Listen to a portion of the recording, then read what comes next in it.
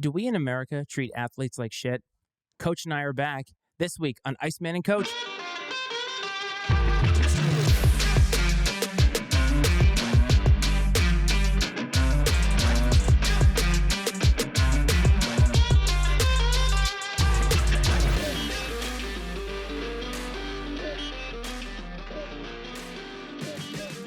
What's up, everyone? Welcome back to another episode of Iceman and Coach. This is the Iceman, Matt Freites. That is the Coach, Brad Powell. You can probably notice that something's a little bit different over here. But, Coach, welcome to the show, my man. How you doing? Iceman, doing great. Back from a little trip to Milwaukee with family. You're on the road now, which is nice. You can probably fill us in a little bit about your surroundings and what you're up to. Glad to be back in the saddle. And I tell you what, man, I'm really getting excited. We got about a month to go here, and we're going to be right into the thick of football season. And I can't tell you how much I'm looking forward to it, just because I mean this has been a lot of fun. We've really gone all over the place through sports content and sports stories, which is what we're all about here. But I think you would agree that football is it's kind of our wheelhouse, right? I mean, football is probably sports content's wheelhouse, if we're all being honest with ourselves. And we have weathered the storm pretty well. If you think about it, just for the viewers and the listeners' edification, we did a Super Bowl live show. What the Super Bowl was, February 8th, something like that. It was early February. And at that time for this channel, I believe we had 6 or 7 subscribers, but we did a live show anyway. And I think, and I don't know if you agree with this, we're peeking behind the curtain here in terms of the show. I think that that was a moment for me where I realized that you and I had much more potential, and we changed a few things about the show in terms of the audio. We stopped putting music behind it. We started putting a little bit more of an emphasis on YouTube. And since then, I think we've seen some pretty decent growth in that time period, and we've really honed ourselves in terms of our skills and what we want this show to be. And I think that we have done that through the lull period in sports after football has ended, where there's really not as much. If you're not an NBA show or you're not an NHL show, it's pretty difficult to find content all the time. And we managed to do that and do it well. And I'm really excited for football season because I think all this growth that we have experienced and all of the experience that we have now is going to lead to a really great product. And I'm really excited for the listeners and the viewers. Yeah, well, let's cut to the chase here real quick. We're an MLS show, right? I think that we all 100%. know that MLS, all things football, and Sooner softball. I was going Those to say you have to include our friends from Oklahoma because Boomer, they are 60-2 now or whatever the record is, and we are that kind of a show. Lionel Messi coming from the Premier League where he never stepped foot on the pitch for any Premier League team, but you are the preeminent Messi scholar, and it's just sad that our viewers and listeners didn't get that last time. so let me ask you a question, okay? The guy is the best soccer player in the world. I know that much at least. And he's not playing in the best league in the world. That's where I guess I'm and maybe that's debatable, what the best league in the world is. I don't know. But to my, I guess, very limited soccer knowledge, my understanding is it's the best league in the world or one of them. And so I guess I just made a big time assumption. But hey, you know what happens when you assume, right? Yeah, you make an ass out of us in the show, and we did that in spades to the tune of 20 new subscribers. So thank you to everybody who subscribed after listening to our bullshit last week. But I will say that one of the things about international football that makes it confusing, I think, for Americans is the fact that there are a lot of leagues, and people like yourself who maybe don't follow in the way that some of the diehards do, don't know the difference between these leagues and how many of the good leagues there are. And for Messi, he played in Barcelona for his entire career until he played for PSG. And his rival, Cristiano Ronaldo, played on Real Madrid, and they played each other a lot. So it didn't matter what else happened in that league. Those two guys played a lot. And, the structure of how international football and Premier League and Champions League and all that, the guys from Tallboy Radio could explain that to us a lot better. And who knows, maybe we have to come on here and show our ignorance and or our expertise in the great, beautiful game, as it's called to our boys from the north. It's that's what we do best though, right? I think that if you're coming here regularly, you understand that you're going to get just sort of uh I think what we like because the average Joe's opinion on sports. We're going to throw out some stats once in a while. They may or may not be correct. We're going to throw out names once in a while. They may or may not be correct. But that's kind of the beauty of this and what we do.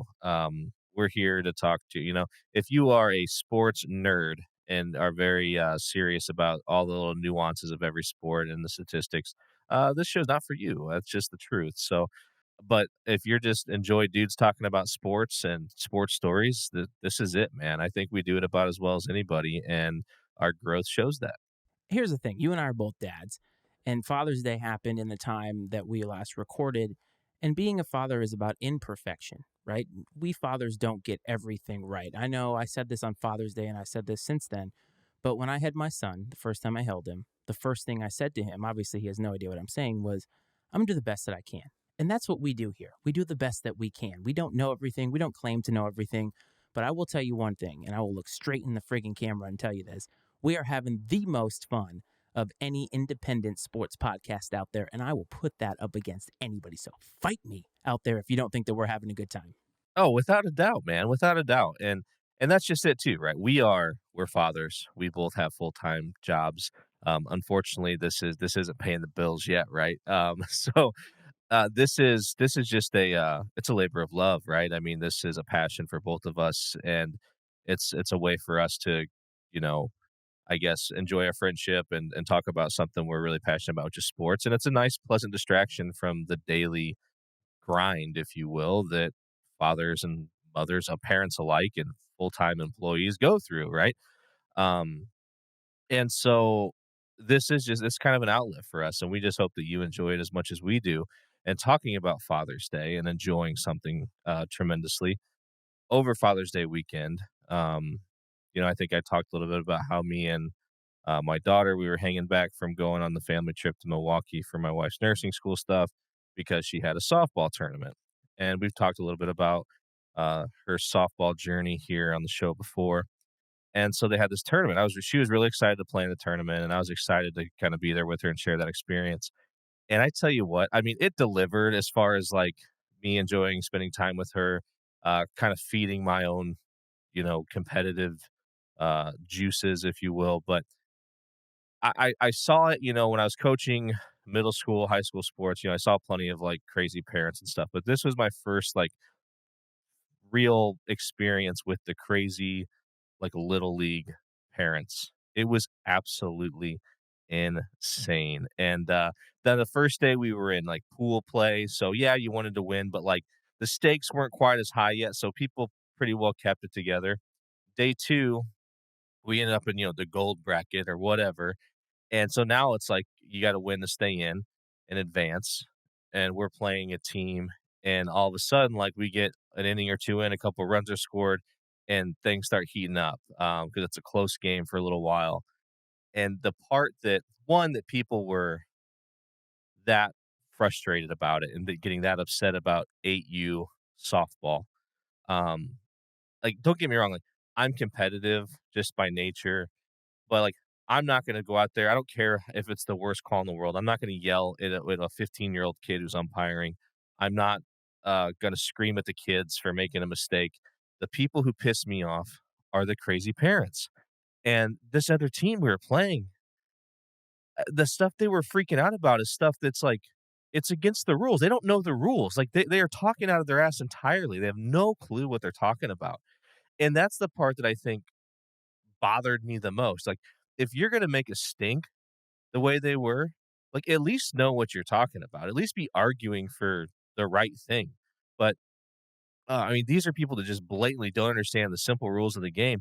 They're screaming at this poor 15-year-old girl who's trying to just go out there and I mean, I'm sure she's making a few bucks or whatever, which is fine. And, it's like they're trying to intimidate them into changing their call or making a different call. I mean, it was absurd, man, like, absolutely nuts. If I may, I want to break this down a little bit because I think it's very fascinating. Number one, anybody who's not watched or listened, and you should have by now, but if you haven't, Coach is a very petty man, and he is not somebody who is above being that guy, if that makes sense. But you do have a line, and this apparently is that line, and I agree with you. And now the piece of context you didn't give me was that it was a 15-year-old girl who was umpiring this game. I assumed it was some poor 15-year-old teenager who was looking to a guy who was making his way here. So it was a girl, even worse, right? And it's a male coach, I assume, who was doing this, right? So, yeah, that was in the second game. The second game was a 15-year-old boy. And it was a male coach. I mean, the guy was older than me. I mean, this dude is probably in his in his mid 40s. I'd have to at least in appearance. And what happened there, to give you some context, is we are in the field. When we're in the field, I'm in like the dugout against the fence. I'm right, basically parallel with the third baseline. Now, granted, you could argue I wasn't in position to make a determination if this ball was fair or foul, but a girl for their team, she hit a nice, I mean, it was a line drive basically down the third baseline. And I saw the ball hit the ground, and there was ball, dirt, white line. Like, obvious. I mean, it wasn't like it hit the line close. It wasn't like it was hit so hard you couldn't tell. I mean, this ball was 100% a foul ball. And this is my only gripe about the umpires. The young girl and the young man both had the same. Every umpire we had this year had the same deficiency, I guess, and that is they don't make their calls with any conviction at all whatsoever. So, like, no one knew if it was a fair ball or a foul ball, and the poor umpire, they just stand out behind the pitcher, so they're theoretically not even in position to really see this and make an accurate call. But everybody just kind of like looks at the umpire, the poor kid, and he's just like, you know, foul, and the other team loses their minds. And this guy is going nuts. I mean, he's like screaming out at this kid and everything else. And that's what pisses me off because I'm like, dude, all right, like you're mad. You could be like, oh man, that's a fair ball or whatever. Drop it. That you say that and then cut it off, move on. But he just keeps going on. And he was acting as like the bat boy. So every time one of their girls would bat, he'd come out, get the bat, take it back to the dugout. And for 2 or 3 girls in a row, when he would come out, he's running his mouth at this kid and, like, staring him down, like he's gonna meet him in the parking lot after the game or something. And I had enough, man, like, I couldn't take it anymore because it was so absurd. And so he finally comes out, and he's jawing at this kid, and I just scream, I'm like, "That's enough. Give the kid a break." I'm like, "Give the kid a break, have a seat," something along those lines. And he just, looks, and I just was like pointed towards the gate for him to walk back out of the field, and he went and had a seat. It's like I don't like people just lose their minds, I guess, when their kids start competing in things. I can't wrap my head around it because, like, don't get me wrong, like there's times where calls are made. There's calls that are bad that happened against us that were the wrong call. I was just like in my mind, I'm like, God dang, that sucks. That was definitely we were definitely safe or they were out or whatever. Life goes on.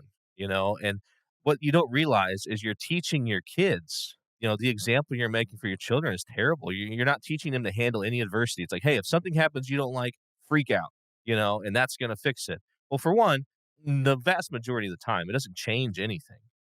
And I'll give that kid kudos in this case because he didn't change his call. He didn't back down to the person at all. Which in the prior game with the young lady, there was a call where she let them talk her she let them talk her into changing her call. It happens, whatever, life goes on. And, I don't like when anytime something like that would happen for our team, like, if I'm at third base and a girl gets called out at third and maybe I thought she was safe, like, I don't even make eyes with the umpire. I'm just grabbing the girl, "Hey, nice hustle, good job," pat her on the back of the head, send her to the dugout, and I tell the girl that's playing third base, "Hey, nice play, number 12, good job." Like, whatever, it's just being positive. And, like I said, inside, I might be like, "Oh, that sucks, because we were safe," but, like, whatever. I mean, you can have those thoughts, but, like, the difference between a responsible freaking adult and parent that's trying to make a good example is you don't let those thoughts leave your mouth and behave like a moron, and this person apparently struggled with that. The whole point of youth sports, at least in my opinion, is that you are teaching them something, right? Everybody's learning. In this particular case, you have the umpires learning, the kids are learning, the girls are learning, and of course the coaches are learning because none of these coaches are professionals, right? There are no professional 8U softball coaches. Many of them are volunteers. They're dads of kids on the team, most of them. There are some leagues and such where you got guys who are looking to become coaches and they coach without a kid on the team or their kid is aged out and they still coach, right? And when I was in Little League, this was the fundamental way that we did sports. And we encountered a lot of this too. I remember some guy, because my father wanted there to be equity in terms of who played, and I was one of the kids who did play. And so it wasn't like I was the kid sitting on the bench. And he's like threatening to fight my father in the parking lot. And this is at a Little League meeting, right? And this is just insane. And that was 30 years ago. And this is a sad commentary because I think what you're talking about is also a sad commentary is this is how our country is today. And again, I don't want to make this a political statement. I think this is more about humanity than anything else.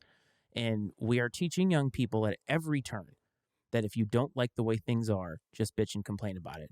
And somehow it will be miraculously fixed. And that's not the right attitude. I think the way that you're doing it, saying good hustle, good game, right? Good play. Because they're learning sportsmanship. They're learning how all of this works. And as you get older, the more competitive it becomes, and that makes sense. And it's just a sad thing because the 15-year-old girl, the 15-year-old boy who are umpiring, this is going to discourage them from wanting to continue.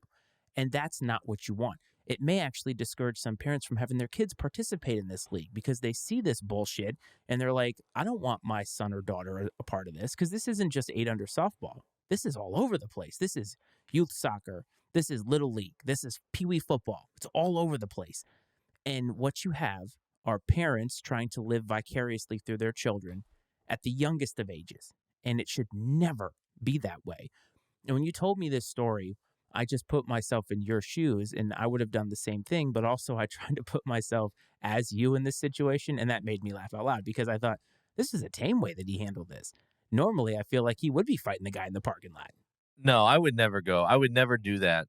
I would never do that to my daughter, right, or son when as time comes. I would never put them in that position. And if I do, then someone needs to tell me it's time for me to just not be involved because that's unacceptable. And really, truthfully, as funny as it is, and whatever that I guess you could say, confronted the guy. I really shouldn't even have done that because in a way, it's like I was almost giving, drawing more attention to what he was doing, and it wasn't my job. I'm not the umpire. I'm not a league administrator or anything like that. It's not my job to do that. That's not my place to do that. But I mean, so that's a deal where maybe I didn't exhibit the most self control in the world. No, I didn't cuss at the guy. I didn't scream like a maniac. I just basically told him to shut his mouth and have a seat, leave the kid alone. I don't know. I mean, not maybe my proudest moment, but I feel like I'm just one of those people. Like someone, the reason people behave like that is because no one calls them out on it. Like someone needs to call him out and tell him to shut up. That this is absurd. That's exactly what I was going to say is that you're not giving credence to this behavior. You're pointing it out in a way that's healthy to say, like, this is unacceptable. And I think that there's nothing wrong with that. And I think you did the right thing. And you talk about self control or restraint. You could have gone way more overboard. You called the guy out in a very adult fashion and you called out the adult, right? And again, these are kids we're talking about here. And so somebody needs to stand up for them too, because that kid, the umpire, the both of them, they're kids. They have parents too. I'm sure that their parent would have been happy that somebody finally stood up for them, if they even knew that this was happening, right? Who knows? We don't know if their parents were there. I think you did the right thing because I think in today's world, we should always do the right thing as often as possible. And if we're not striving for that, then our society is headed down this cliff of disaster because without rules, there's chaos. And in this particular case with kids, I think you need to be the moral barometer, especially for your daughter, right? Your daughter is at a point where she is still so young in this world that she hasn't been posed with a lot of the situations you and I have where you got to figure out what the right thing to do is. And sometimes it takes somebody showing them that example. And I think you're doing the right thing. And I think as fathers, we have to strive for that. And it's not always easy, man. It just isn't. And parenthood is hard, fatherhood is hard, motherhood is hard. And I say God bless a lot of the parents that are doing it by themselves because it's really, really tough. But Father's Day was good for me. And as I'm down here in South Carolina. I'm on the road here. And I just want to say this show travels, man, like a traveling softball team. INC Sports, Iceman and Coach travel. So I was really happy to be down here visiting with the in-laws, having some more family time. It's summertime, man. This is what you got to do. You got to go down south, enjoy this weather. And I packed up everything to come down here. And hopefully if you've ever watched the show, you see this is way different, but it's kind of nice to be in new digs and be able to keep this show rolling. So what do you say, man? We talk about some sports. Yeah, absolutely, man. I'm happy you had a great Father's Day. Enjoyed some time with your father. Took your son up there and just had a 3 generation Father's Day, which is fantastic. And it sounds like you're in the midst of another great week with family. So, but yeah, let's do what we came here for, man, and talk about some big boy sports, right? 100%. Now, I couldn't get my father to subscribe to YouTube, so we're still stuck at our subscriber number, but you know what? There is time for that. So, you and I always talk about topics that are more general. You and I don't think are experts in any sport. And one of the ways in which we have created and constructed this show is so that we're not that. So there were some trades that happened in the NBA that really got me to thinking about athletes and how all of the paradigm of sports works. And I think that every single season, no matter what sport it is that you watch, basketball, football, baseball, hockey, players get traded all the time. And I think we see that as how is it going to benefit or hurt my club, whatever side of the equation that you're on. You think of it that way. But in the NBA, Chris Paul, I'm sure you're familiar with him. He's been in the league for a long time. He got traded twice in 1 week. He got traded from the Suns to the Wizards and then the Wizards to the Golden State Warriors. And I don't remember which one of these trades he found out on an airplane, but he found out mid flight on the way to Good Morning America. And I think this happens a lot where with our social media presence and the news cycle being so fast, these players are finding out before their clubs are even telling them. And I wanted to talk about that and maybe see if we can chew some fat here on this because it's an interesting thing to think about in our jobs. Like if you and I were out doing something for our job or representing our job and we found out that we were traded to some other company, but our boss didn't tell us that. We found out on social media. We found out in the news.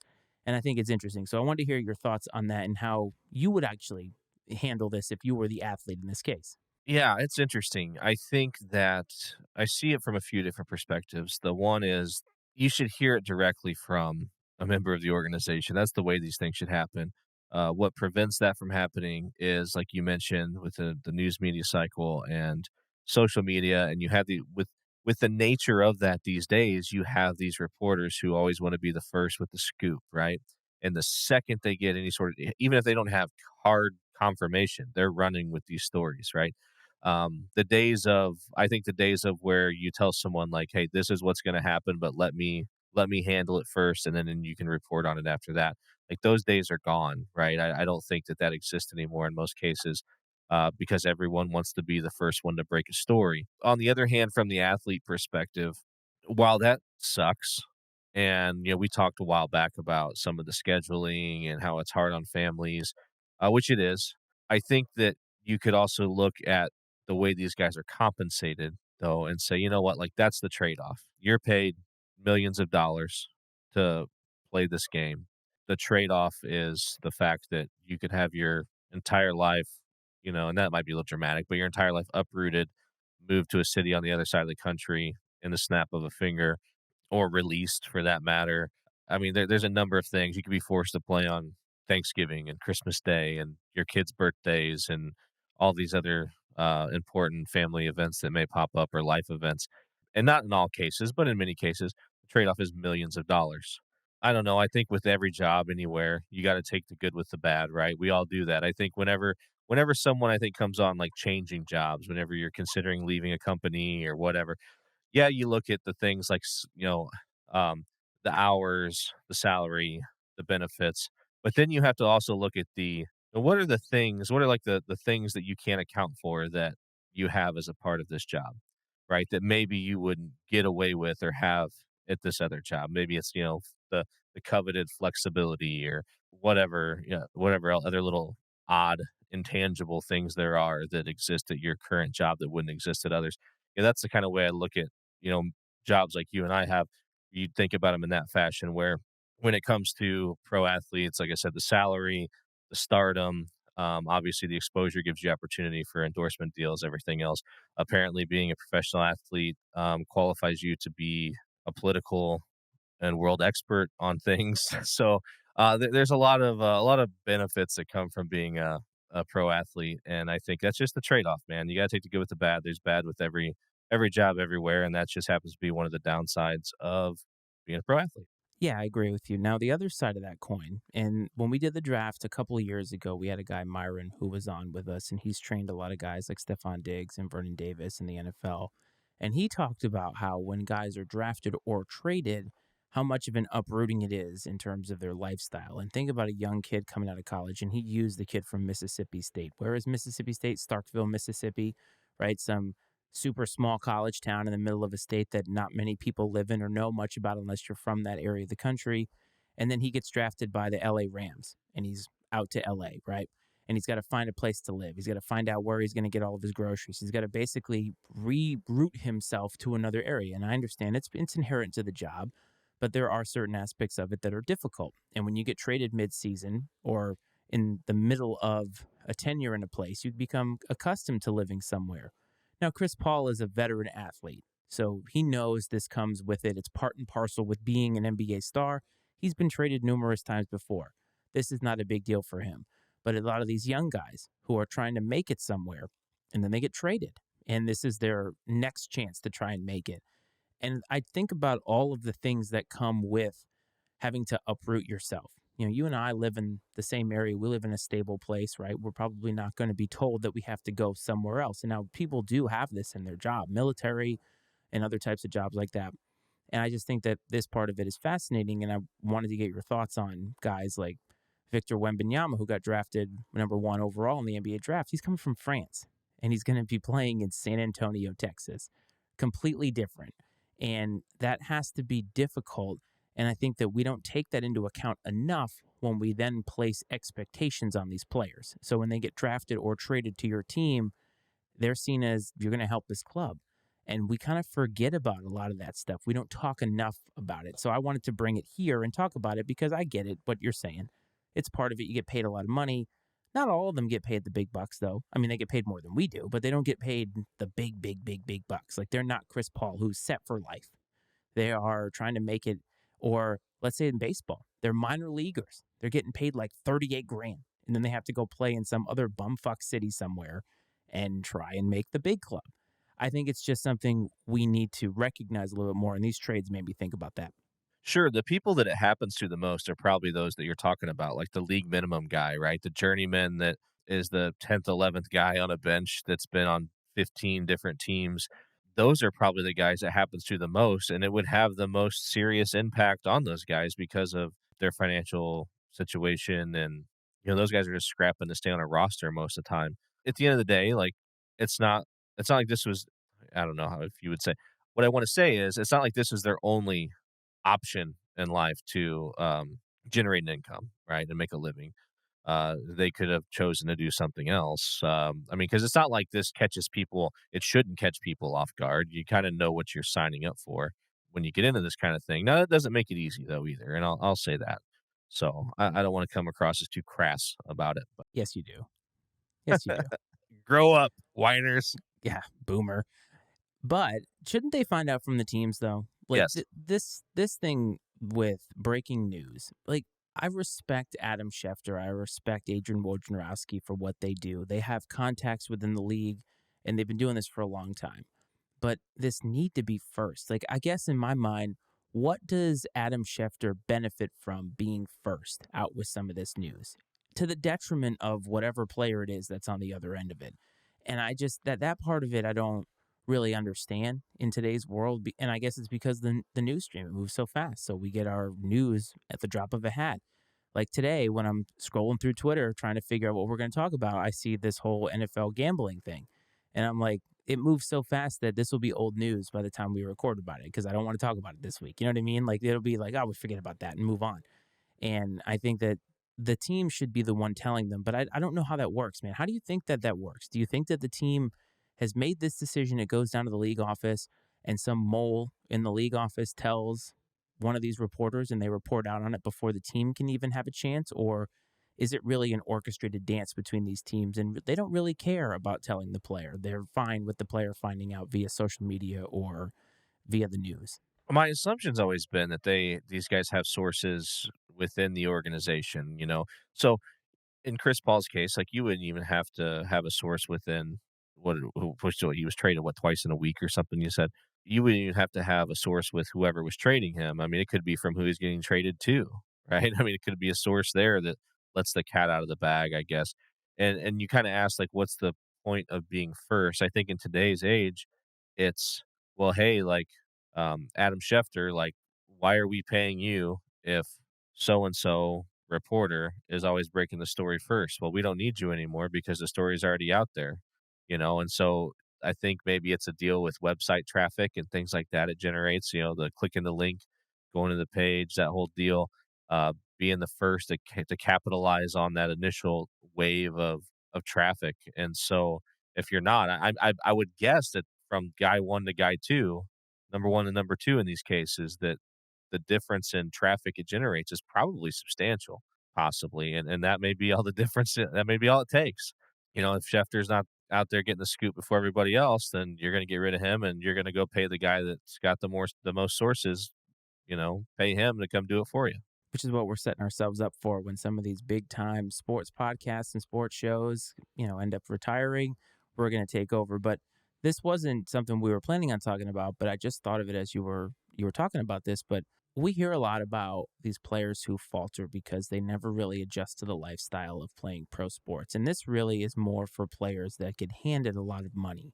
They come from nothing and they get handed a lot of money instantly and they fizzle out in the league because the lifestyle hits them like a ton of bricks. Do you think that the leagues do enough or the teams themselves individually do enough to teach these kids, and a lot of times they are kids, how to basically become a celebrity and live the pro sports life? Or do you think that that's something much like in our education system, what we're not preparing athletes for and we're not preparing kids for either on what the real world is going to be like? Do you think that that needs to be addressed more within these leagues, or are they doing a good enough job as it is? I I don't know. I know that they do. I know, like in the NFL, at least, that they have kind of education courses they give to these rookies and things about trying to manage their money and stuff like that. To what extent, for how long, I have no idea. But I have a question for you. Okay, Yes.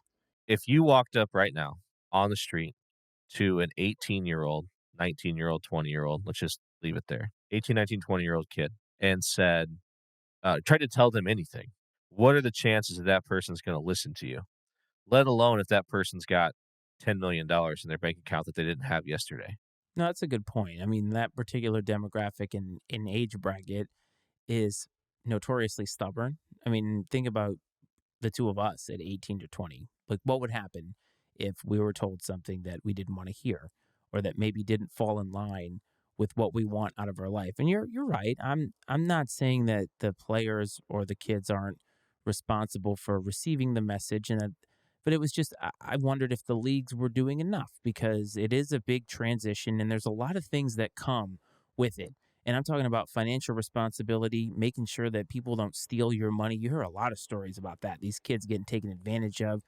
And a lot of these kids don't really have the role model or the structure to know whether this is something that they should be watching out for. And that's all that I'm saying is like the league has some responsibility, whether it's notifying their players of getting traded or notifying their players of things that they need to watch out for when they come in the league. I think that it is helpful, especially if you're coming from a completely different culture, which is why Wemby, as we're going to call him, because that name is way too long to pronounce multiple times in the same show. And he's coming from France to San Antonio, in which they've had multiple international players, right? So the Spurs, Greg Popovich, are uniquely qualified to handle that, especially since they had Tony Parker, who was from France. So it's easier transition because they've set that thing up. Not a lot of other teams do that. I would venture a guess that the New York Jets probably don't give a shit about where you're from. They just want you to play, which is why that team perennially sucks because they don't do a lot of the soft skills to actually help their players out. But I digress. Shots fired at Oak Cleve. Shots fired.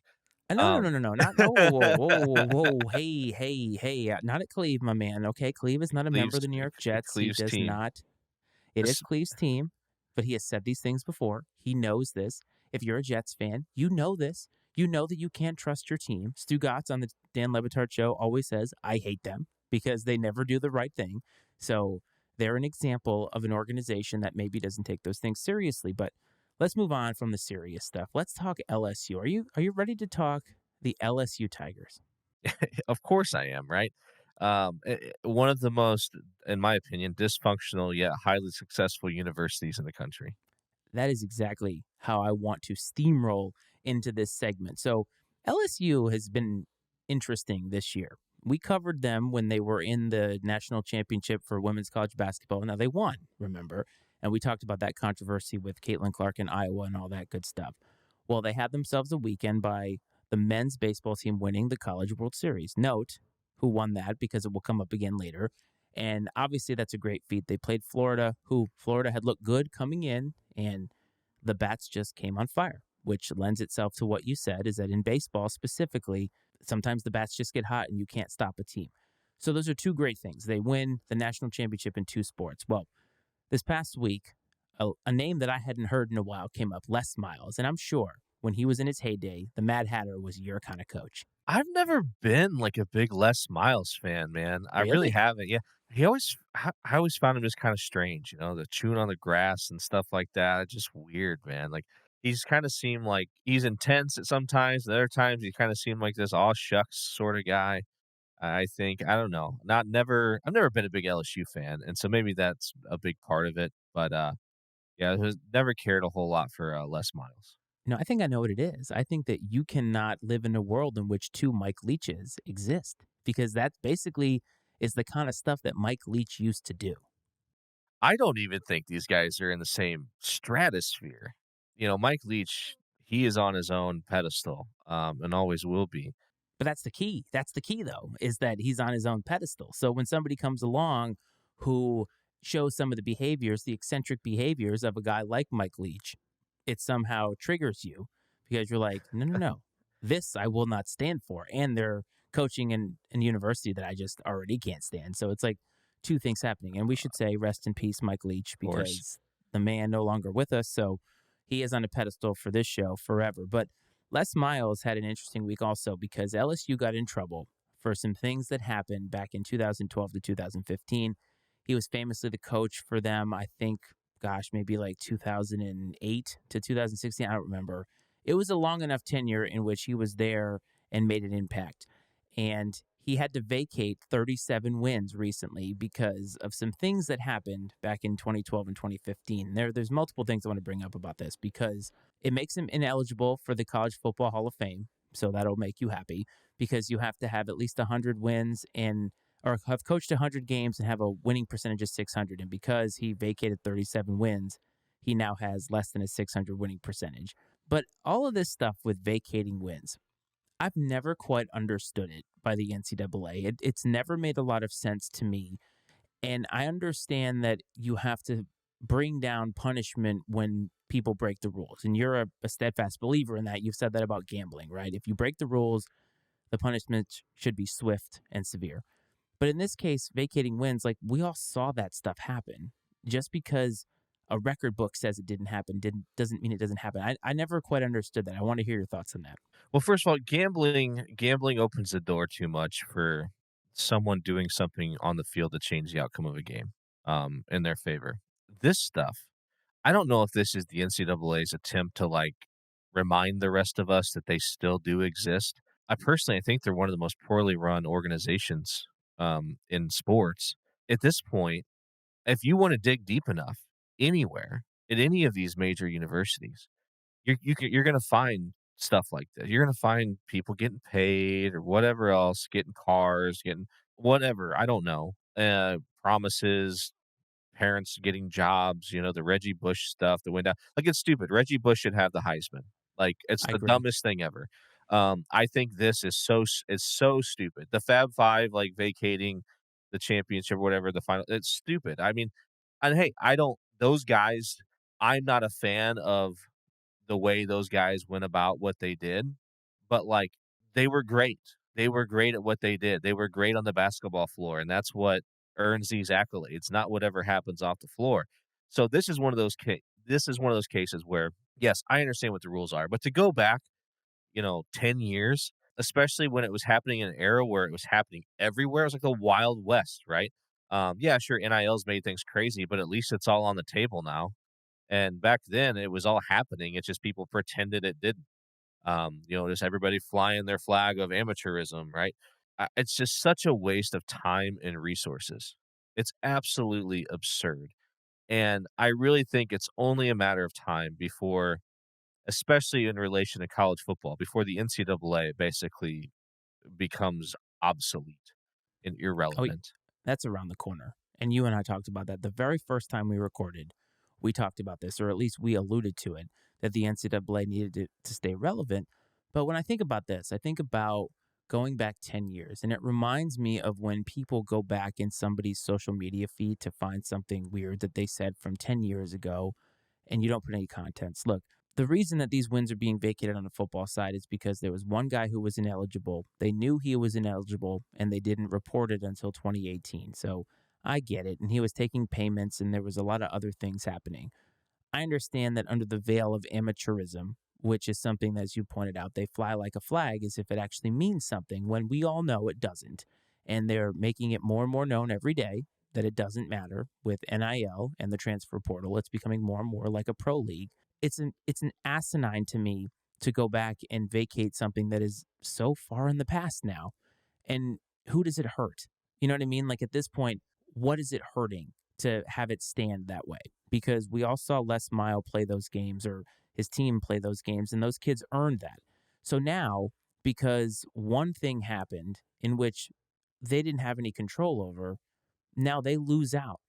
They lose out of these things. And that part of it really bothers me because in football specifically, they're taking such a risk being out there. The sport is violent.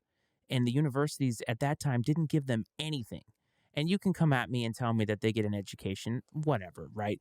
We all know that it doesn't work the same way as it does for other people who go to school on scholarship. It's not the same. The universities see them as a means to an end, and they have. I don't care what these coaches say. I don't care how much they say they care about them. The university, as a general concept, sees those players as a cash cow.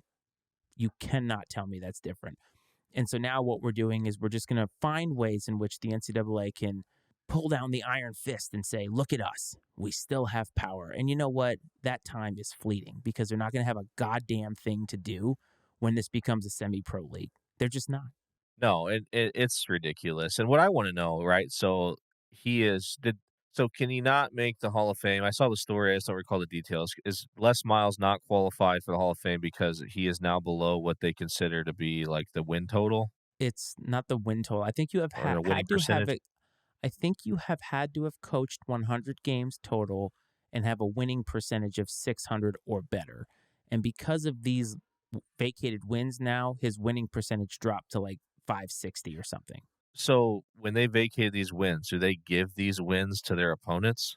From what I read today, and again, forgive me if I read this wrong, it's happened before on the show, but apparently in the record books, LSU was winless in those seasons. But I mean, so if they're winless, does that mean that the teams does it just go to is it just basically vanish from existence, or does the Yes. opponent get the win? Okay, so say, what if you were some guy, right, that was coaching some team that LSU played against, and you had coached, you had met basically all the other criteria to be a potentially Hall of Fame coach, but you were missing the winning percentage or whatever by one game, right? And now here you are, 10 years later, you get that game, and I love I love you calling the league offices trying to get your right. wins. Look, man, Hey, hey, I man, lost to Les Miles 4 times. Can I get that? Because I'll be eligible. I'll I be don't make in. it, but I'll be in, right? I'll be in. Hey, again, I understand that rules exist, but that part of it too is kind of silly because you talked to Reggie Bush, and Reggie Bush earned that Heisman. You're not going to tell me any different, right? I saw him carve up those defenses. I saw him carve up Virginia Tech in the opening game of the season that year. It was a bludgeoning. We couldn't stop him. He had like 3 or 4 touchdowns. He was legit. He was the real deal that year. And just because his mom got a job or got a car, it didn't change anything that he did on the football field. And people will say he shouldn't have been out there. Whatever. He earned it. He earned it physically out there on that field. He made the sacrifices. And Vince Young was like, I don't want the Heisman because they tried to give it to him. They tried to give Vince Young the Heisman after the fact. And it's like, no, he won that Heisman. Yeah. So many things about this are absurd. As much as I hate LSU, yeah, that's right. I said it. As much as I hate LSU, this is unfair. You could probably convince me, to at least be accepting of the idea that the team wins or whatever should be vacated because you could say, they were unfairly recruited or what, I could see where you could connect the dots and you could probably get me to at least acknowledge that it's a reasonable punishment. But the individual awards don't make sense at all because Reggie Bush was going to be a Heisman caliber football player no matter where he played, right? So the fact that he got recruited to USC with gifts and promises and cash and everything else is irrelevant to what he actually did on the field. It did not give him a competitive advantage on the field. Now, if his offensive line was playing with like brass knuckles on or something, then yeah, you could argue that they had a competitive advantage and vacate the wins and everything else, right? But So like, absurd. I know, but that's it's just as absurd as what they're doing, right? Basically insinuating that by him getting these gifts or whatever, that he needs to be punished by not being officially acknowledged as the best player in college football that year, as if that had anything to do with what happened on the field, and it did not. Not one bit, man, not one bit. That is great. The brass knuckle league needs to be started. We need to see what this looks like. The California Penal League, maybe something like that, where you have the brass knuckle league. But before we get into the end of the show, man, we talk gambling, and I know you have a stance on this, and we talked about it. But it looks like the NFL is going to be very iron fisted with this, and they're going to be swift with their punishments. And they seem to have put out some rules, and I think there's a litany of players that are going to get year-long suspensions. One of them happens to be a cult, by the way, who I believe is your kickoff returner. I'm not sure how much of an impact that's going to have, but so far, none of the big name players have been named. But we hypothesized that the league wouldn't do it, that they wouldn't, or I thought we did. I thought maybe you said that they would, but I think that we both said if it was a guy like Mahomes, like just kind of sweep it under the rug because they don't want that kind of publicity. The NFL wants to look good, but they'll nail all these guys. So apparently, these are the rules, the six quote unquote key rules of gambling. Don't bet on the NFL is number one. I think that's obvious. Don't gamble at the team facility while traveling for a road game or staying at a team hotel. Okay. Number three, don't have somebody bet for you. Okay, so how the hell would you put a bet in I that? don't know how you stop that. Yeah, Don't share team, quote, inside information. Well, what the fuck does that mean? Is that like sharing the playbook? Is that like, hey, we're going to run this scheme this week? Like, injuries and yeah, maybe someone's sick, crap like that. that's like going out of your way. So, like, you're in deep if you're giving inside information at that point. Number five, don't enter a sports book during the NFL playing season. Okay. And number six, don't play daily fantasy football. Now, that one I think is interesting because that's like the most popular thing going right now in gambling. Is it really? Oh, it has to be. Yeah, I maybe so. mean, it Uh, has to be. But these guys, I think you're going to see a lot more of this. The NFL is trying to be more quote unquote clear in what the rules are, but you ain't going to stop this. Like tho- gambling, sports gambling is like the biggest thing going right now. those are some pretty simple rules to follow, though, right? I agree. And it's a fair trade, I think. I mean, like, if you work at a casino, you can't gamble at that casino. It's, stuff like Really? yeah, I yeah, did not know that. yeah. I'm If you not a work gambler at all. yeah, and I only know that because back, about 15 years ago, I had a short stint in my I wasn't even 21 yet, so it was a long time, almost 20 years ago, shit. There's a casino in Peoria, East Peoria, whatever, on the river. It's a riverboat casino, and I actually worked there in the deli for a little while. And yeah, that was one of the things in orientation they tell you. If you work there, I want to say that I might be incorrect with this, but they're like this particular casino is owned by Boyd Gaming. And so the Boyd Gaming owns casinos in Vegas, everywhere else. I thought it was like you couldn't gamble at any Boyd Gaming casino. I don't even think it was just the local one. It might have been any at all. But yeah, I'm pretty sure I would imagine that's a universal rule, that if you're a blackjack dealer, you can't come in when you're off and sit down and play blackjack. And so I don't know. I think those are reasonable rules.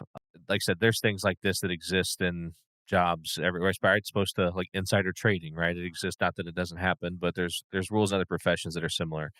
I don't know how you're gonna police some of it. Like, I don't know how you're gonna police if somebody, like, gives their buddy $100 and says, "Hey, go put $20 on the other team," or, "You go put $100 on the other team today," whatever, because we Sorry. suck.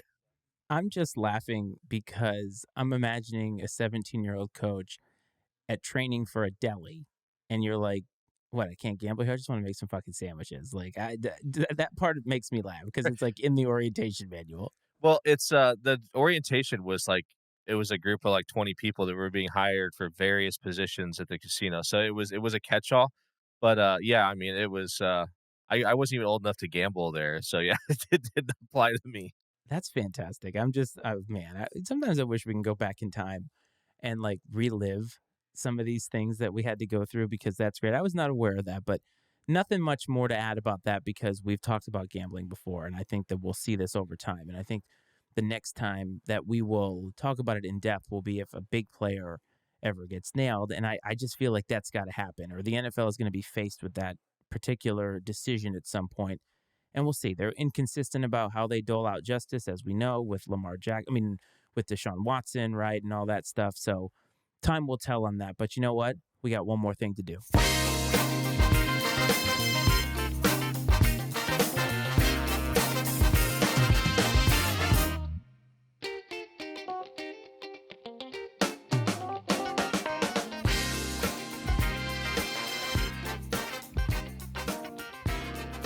OTW of the week. Every single time Coach and I are together, we like to have a little bit of fun and add our personal flair to this. We always start with Iceman stat of the week. Coach, are you ready, man? I can't wait, man. I've been waiting 2 weeks for a good stat that I can sit there and chew on. I think this one is pretty good. So, Shohei Ohtani had quite a night last night, and he pitched against the Chicago White Sox. He had 2 home runs, and he pitched and had 10 strikeouts. Now, at one point in the game, Mr. Ohtani was up against the second highest home run leader in the American League with 22. Do you know who the home run leader in the American League is currently? Do not, but I feel like It this would is like a be trick question. it would be Shohei Ohtani That's with what I 27. was wondering. So, the league leader in home runs faced the second guy in home runs and struck him out, by the way. So this is what Shohei Ohtani is doing. And I'm using this as a plug because just today we put out the second episode of Flashing the Leather with my boy Jonesy, where we talked very in depth about the Shohei Ohtani Mike Trout thing. I sent you a little bit of a clip offline this morning, and I got rarely passionate and showed a little bit of conviction in this, but I thought that was funny because you just can't make that shit up, right? Shohei Ohtani is so good and is revolutionizing the game that he is striking out 10 guys, hitting 2 home runs, leading the league in batting categories and pitching categories. And yet the Angels are middling around 500.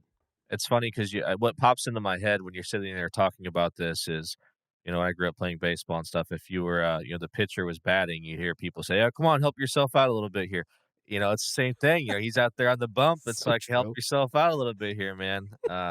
So true. I It's can hear it's my just dad saying yeah, that. help yourself out a little bit here. So Yeah, just like put the bat on the ball. Like all we're asking for is a little bit of contact here. there are so many of those phrases in baseball, right? Put the bat on the ball, things like that. Tons of them, tons of them.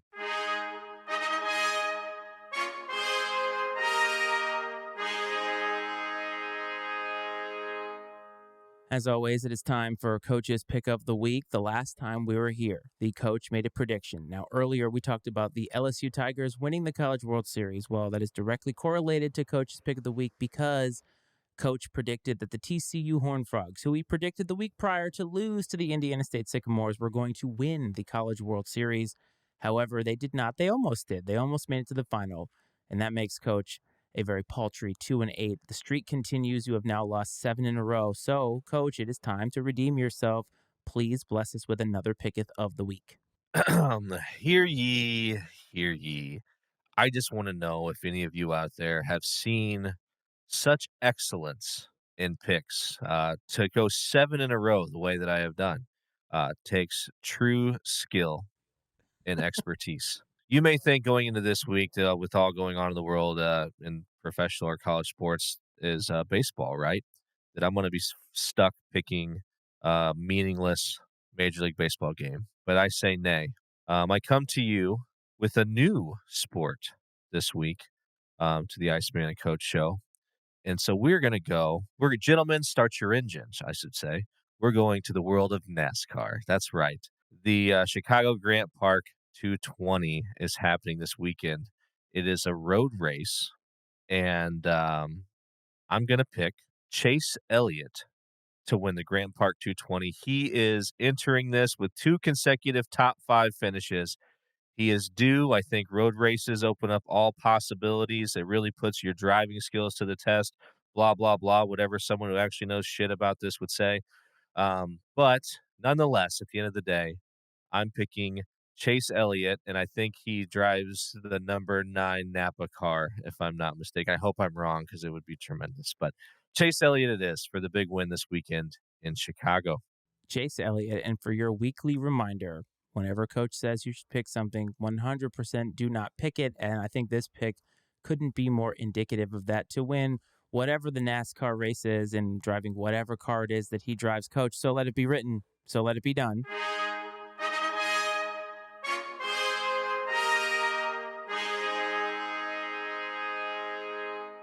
That couldn't be a more out of my wheelhouse pick that you're making there. And now I have to somehow fit it on the damn graphic next week. Chase Elliott to win, blah, blah, blah, blah, blah. I'm just going to put it at 2-9 because it's basically Chase Elliott or the field in a race. And that's like a crapshoot. I That's love a these great odds. pick I by you. love these odds. I freaking pumped about it. What is it that Um, Han Solo said? Don't ever tell me the odds. And that seems to be you right now. that's right. So I did a little bit of research. And by research, I mean like 45 seconds of research. He's at like plus 700 to win it. So that's not sorry. Those aren't great odds. I mean, in the world of sports, but in NASCAR, I mean, even the favorite is at plus a few hundred odds, which isn't again like they're kind of long shot odds because it is that one person against the field. And there's so many alternatives. So yeah, I don't know, man. I decided to take a deep dive into the world of motorsports. Well, congrats to you. So we've reached the end of the show, my man. It's a good time. I definitely am happy that we made the time to do this and that I dragged all this friggin' equipment down here so that we could do it because, so the show must go on sometimes. But do you have any parting thoughts for our loyal viewers and listeners? Yeah, enjoy some NASCAR this weekend. Hope all of you fathers had a great Father's Day last weekend, and or I guess that might have been 2 weekends ago. Hell, I don't know, man. It's been so long. No, just it's a real pleasure doing this as always, and I love more and more subscribers coming in. I love the fact that you guys are interacting with us on YouTube and TikTok and places like that. It makes it a ton of fun. Keep doing it, good, bad, or otherwise. And we're here for it, man. So I hope everyone has a good week. Iceman, I hope you have a great week with your family. That's about all I got for today. Excellent. Well, before we get you out of here, first of all, forgot to mention this earlier in the show, but if you have a take or you want to make a comment about the show, you can always call or text the show. The number for that is area code 703-718-6314. It is scrolling at the bottom of this video, and you can find it in the show notes for all of you listening in the audio space. If you're watching on YouTube, don't forget to hit like and subscribe, all that good stuff. It's not mandatory. It's just very, very helpful. If you want to find us on social media, Twitter and IG, at Iceman and Coach are the handles to do that. We're not super active on there, but hey, every once in a while you might be able to get a nugget. Like right now, you might be able to find my clip of Shohei Ohtani and Mike Trout a little bit before that episode comes out. If you're listening on Apple and Spotify, for those audio listeners, don't forget to hit follow, rate, review, all that good stuff. It helps us keep charting and growing and all that. And of course, the Pub Time Podcast, you want to make sure to support them. And of course, MattyIceMedia.com for the Matty Ice Media Network podcasts such as Fire Footwear and this show. Everybody, I hope that this finds you well. I hope this finds you safe, Coach. Until next week, it may be the 4th of July. It may be the 5th of July. This is Iceman and Coach.